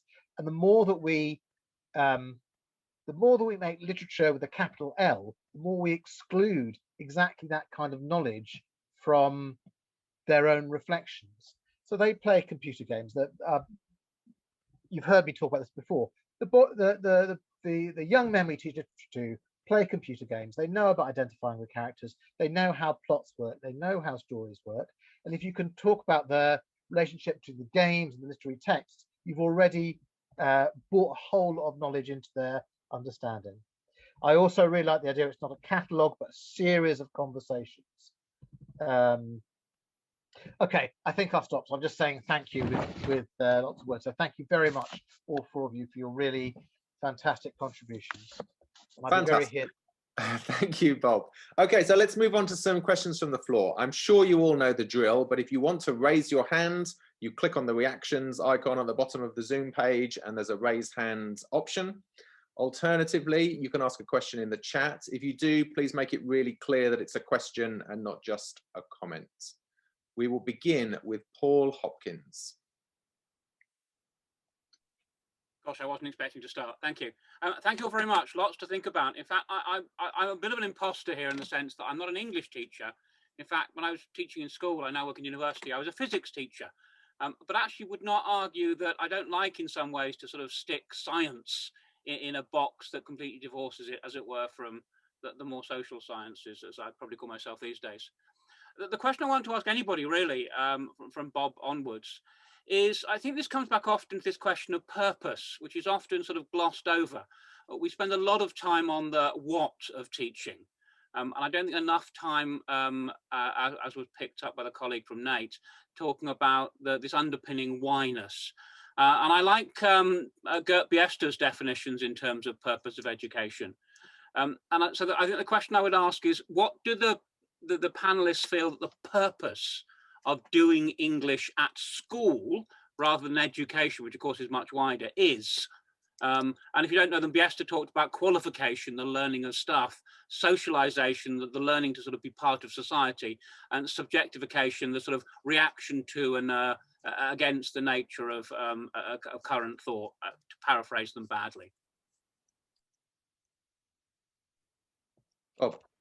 Well, that's a huge question, what the purpose of teaching English is. I mean, and those three headings sound, very, I can imagine saying very interesting things under each of those.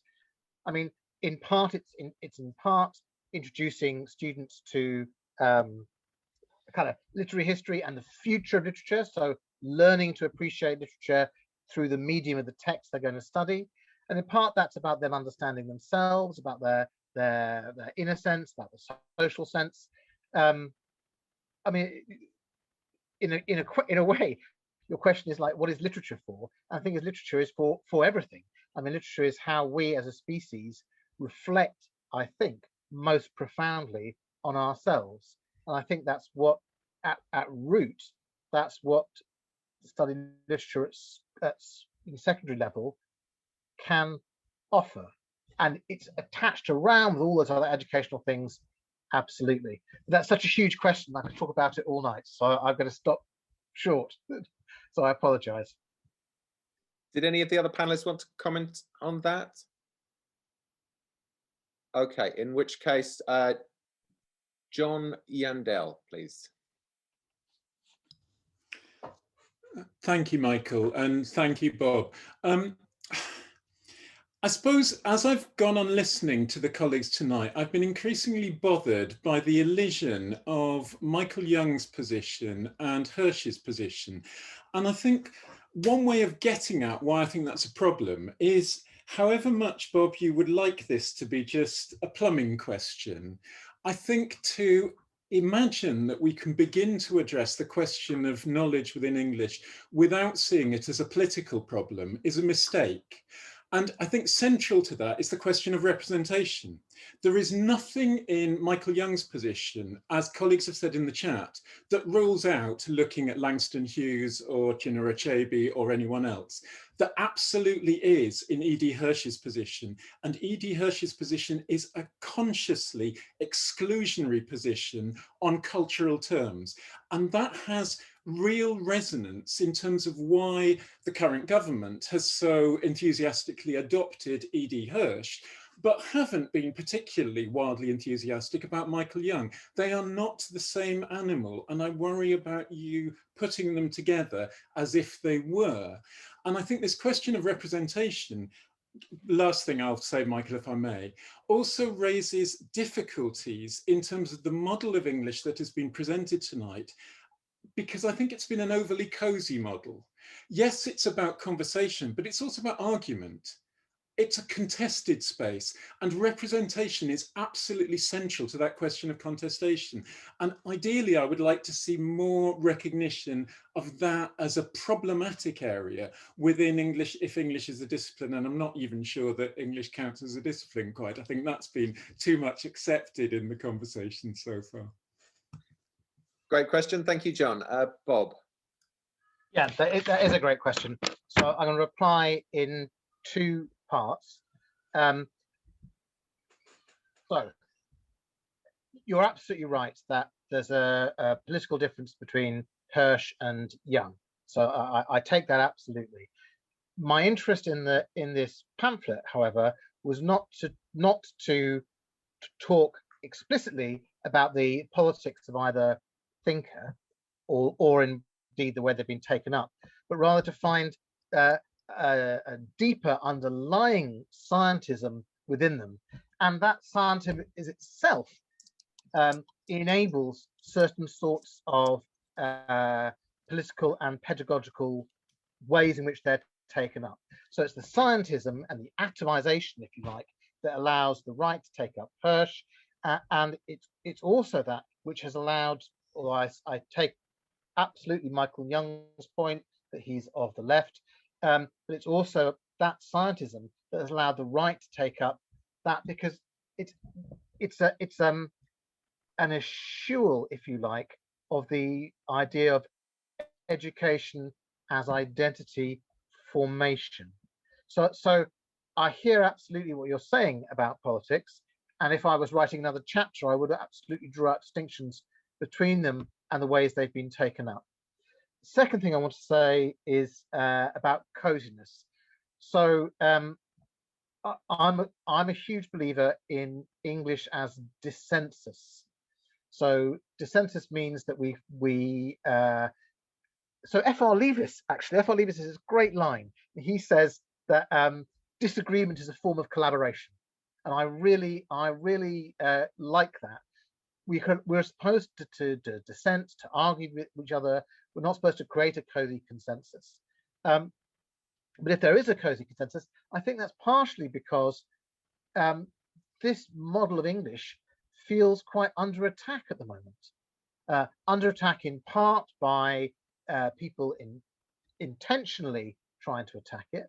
But I also think, as I said right at the beginning, under attack almost without acknowledgement, of bubbling up through ideas that people of goodwill who work really hard, thing that all those panel have said, trying really hard to fit these ideas in. But these ideas don't fit what the model of English is.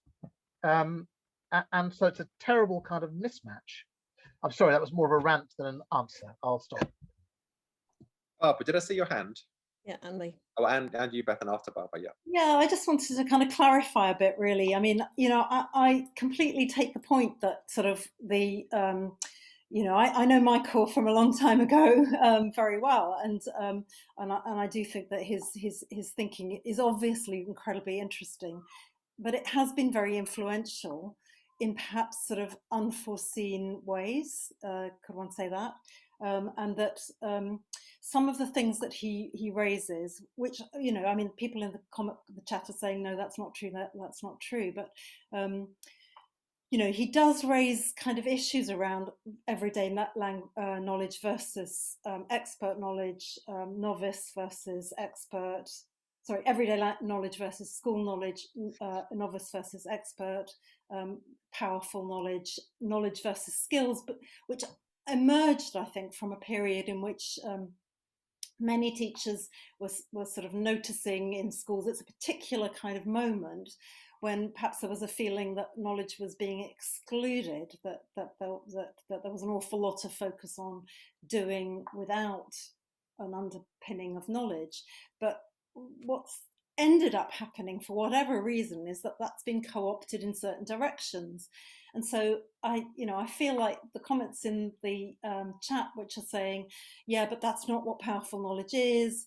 Powerful knowledge does include Beloved. Powerful knowledge does include Langston Hughes, etc.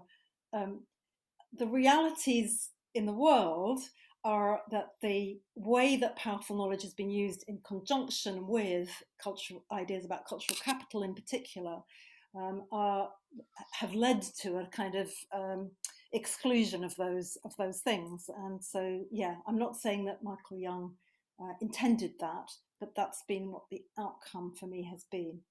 And the idea about conversation being cozy, absolutely not. I mean, why would one think that constructing your curriculum around debate and conversation, and maybe conversation is the wrong word, dialogue, debate, argument, whatever it is, why would you think that that was cozy? Certainly not. Thank you. Bethan. Yeah, I would like to agree with John, actually, that this is I mean, ultimately, I think that the debate has become highly politicized, and it's possibly an error to exclude politics from it, because it is ultimately very political.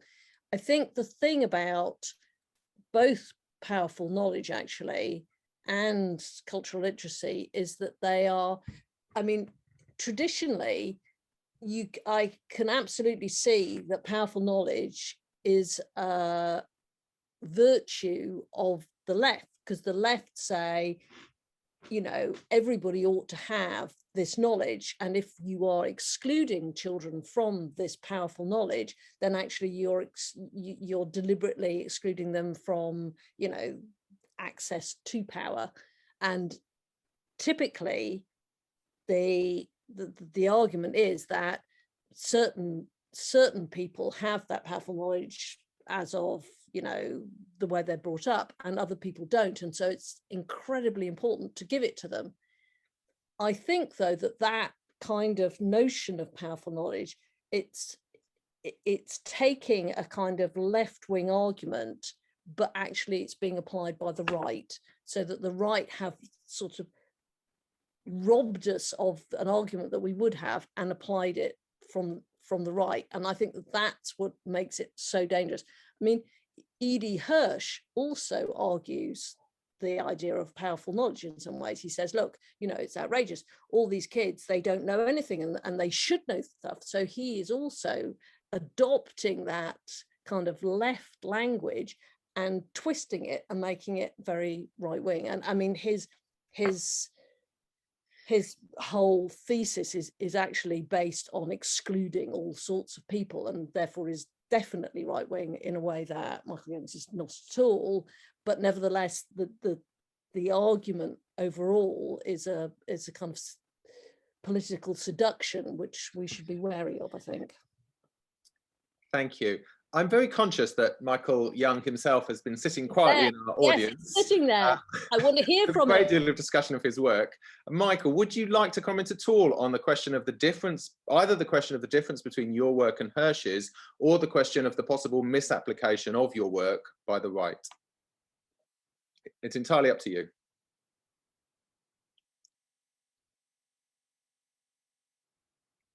You're muted, unfortunately.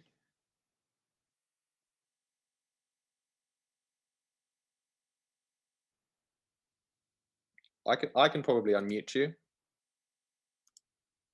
There we go. Can you hear me now? We can. Good, great. Well, I'm very glad that to hear what Bethan said, and indeed Barbara a bit earlier at the end, because actually I think, although politics has turned out to be a very damaging as it's become more involved in education, certainly in this country, nevertheless, I think we can't afford to neglect it. And I mean, when I think about the book which I published in 2007, Bringing Knowledge Back In, I never for a moment thought it was going to have the consequences that idea had, because I never for a moment thought that in fact there would be a coalition conservative government with a right-wing educationist called Michael Gove, who would in a sense pick some of those ideas and in fact push them. And it's been a concern to me ever since. And I think my reaction when I first read Bob's paper, and fortunately we actually had a brief dialogue before this event, and he said some generous things to me, and we agreed that we would meet later in the year, which is nice. But in fact, I was very upset, I think, by the version of my work that was being presented. It seemed to me very similar to the one that appeared in the profile some of you would have seen in the Observer about a year ago. And I was very naive about journalists then. I thought that they actually took what you said, but what they did is they have a story and then they fit what you say into the story they already had. And that was certainly what happened in that one. And I mean, we have important differences, although when I heard him summarize at the end about the focus on disciplines and disciplinarity, I actually thought that we were actually working in the same way. And similarly, in fact, I mean, some of you will know I've been a long time at the Institute of Education, and the group of colleagues who I've worked with over the years most have been the English department, from the days of Jimmy Britton and Nancy Martin onwards. So there's been no confrontation of that kind really at all. But I mean, I think there are just a couple of things that might be worth saying.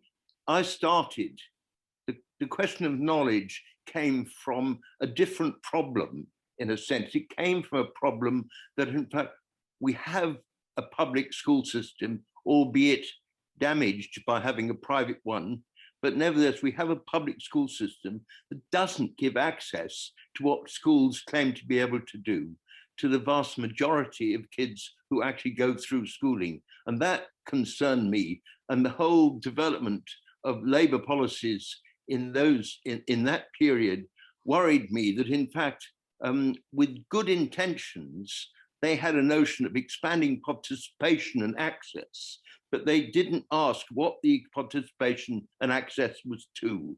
And in fact, and to some extent, I regret to have to say that those of us, and certainly I was one of them earlier in my career, those of us on the left who in fact focused on that kind of approach have some responsibility for what was taken up by the Goves. We can't kind of deny that. I think there are very important differences between us, but also links between the notion of different kinds of knowledge.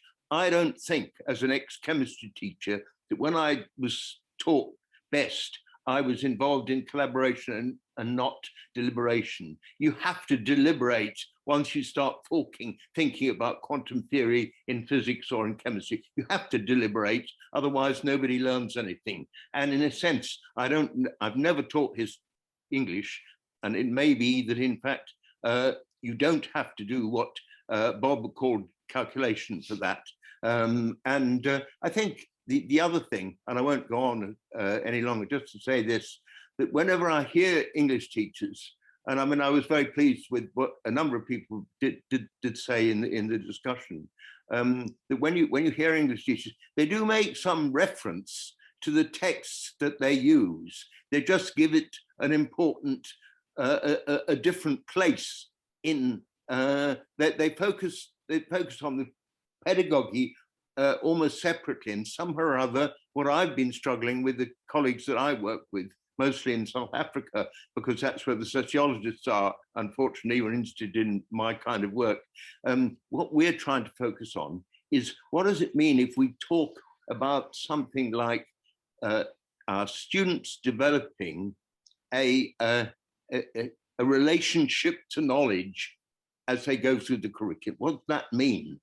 And the people who focus on relationships tend to neglect the knowledge. The people who focus on knowledge tend to focus on the stipulation, and both of them get it wrong.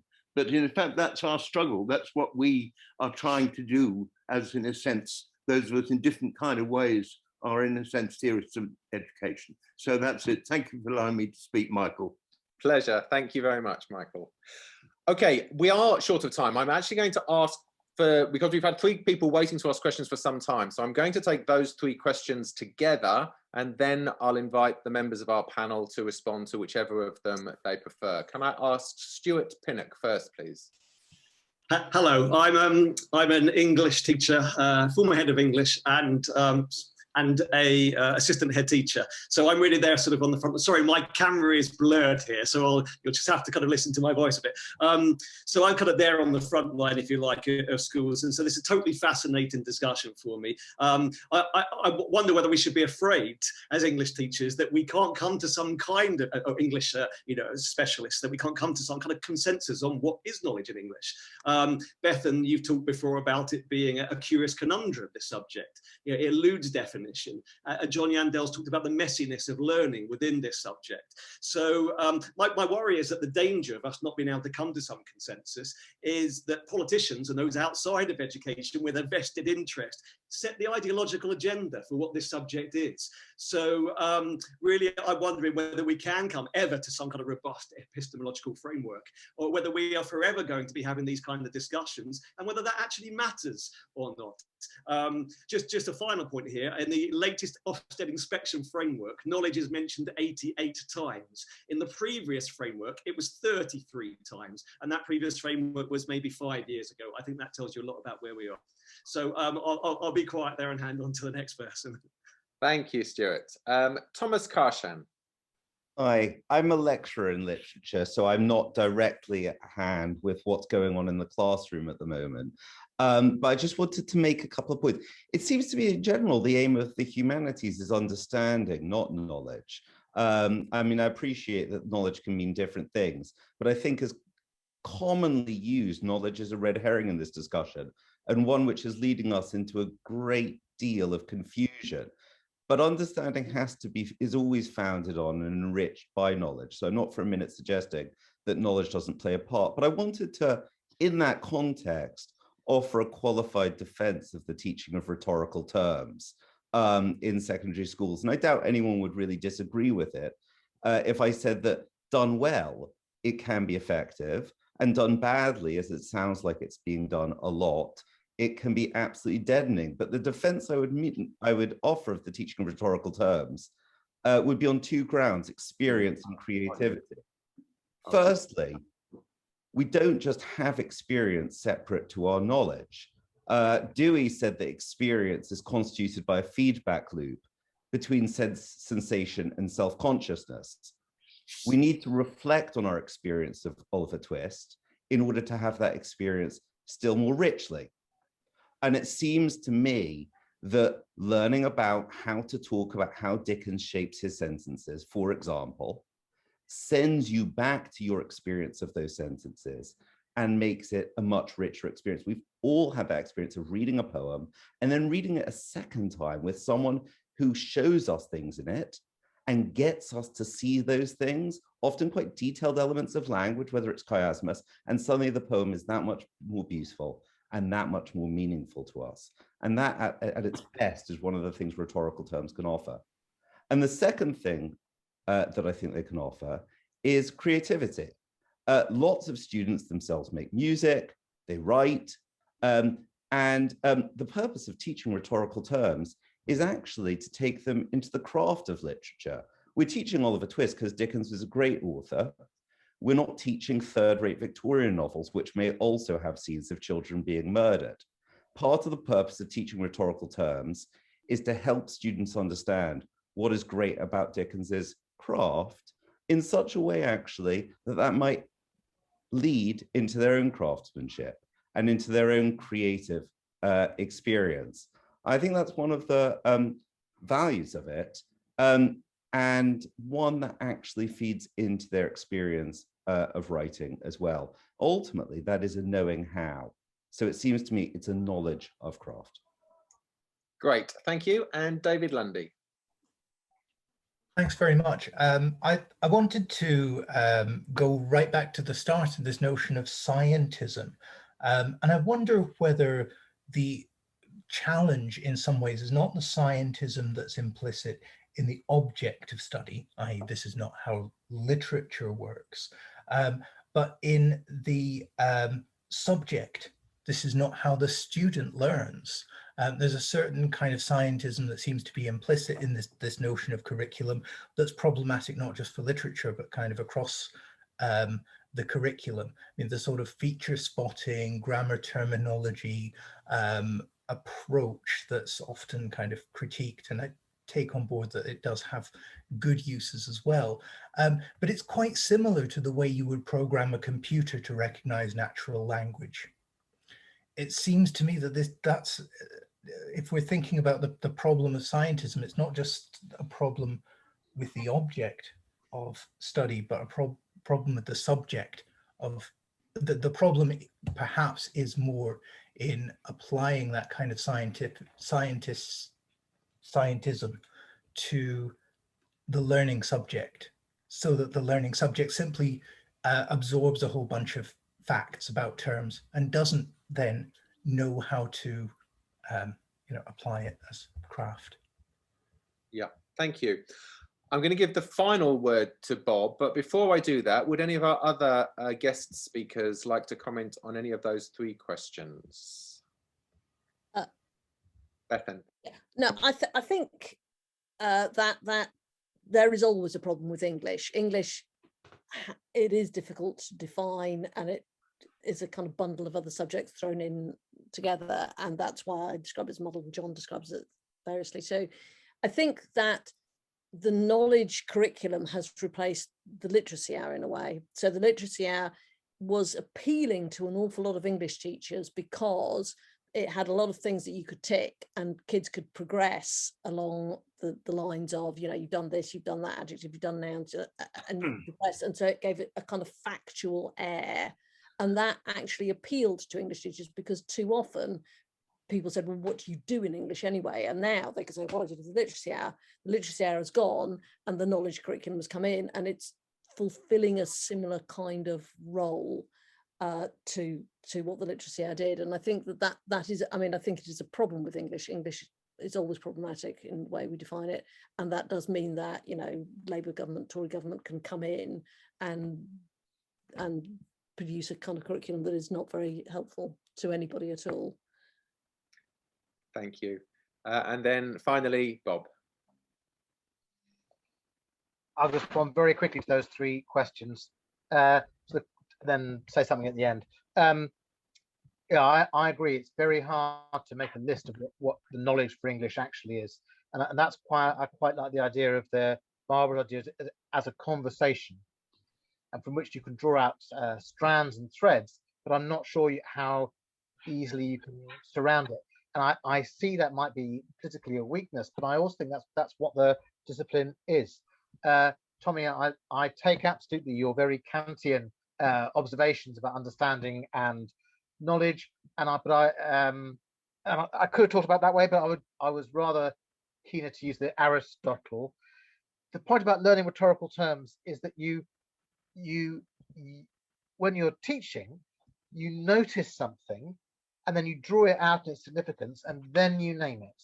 If you're just listing a whole lot of stuff to know, that's kind of feature spotting. So it's a question of, I'm not saying, of course, you have to use technical terms and precise language, but it's how and why you use them.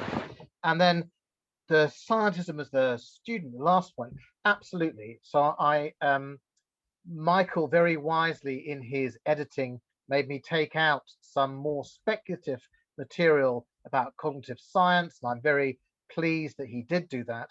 But I think there is something about the way in which the student is being constructed as a kind of mini computer, to speak very quickly, with information coming in, information coming out, and that construction of the student runs absolutely against the construction of the student that English traditionally, even in the Newbolt report, a government report from 1921, has understood. And we're running very short time, so thinking about the whole person and the sentiment. So those are my quick three responses. And I'd like to thank everybody for taking my work so seriously. I really, really appreciate it. Thank you very much, Michael. Wonderful. Well, then it just remains for me to say a huge thank you to all of our speakers this evening, and a huge thank you to everyone who's come along. I really appreciate your engagement and interest. There's been fascinating entries into the chat for those who've had a chance to have a look. It's been a really fascinating discussion. Can I urge you to download Bob's pamphlet and share it widely? It's a thunderingly good read, and I do recommend it to you if you haven't had a chance to have a look yet. But thanks again to all, and that's it, folks.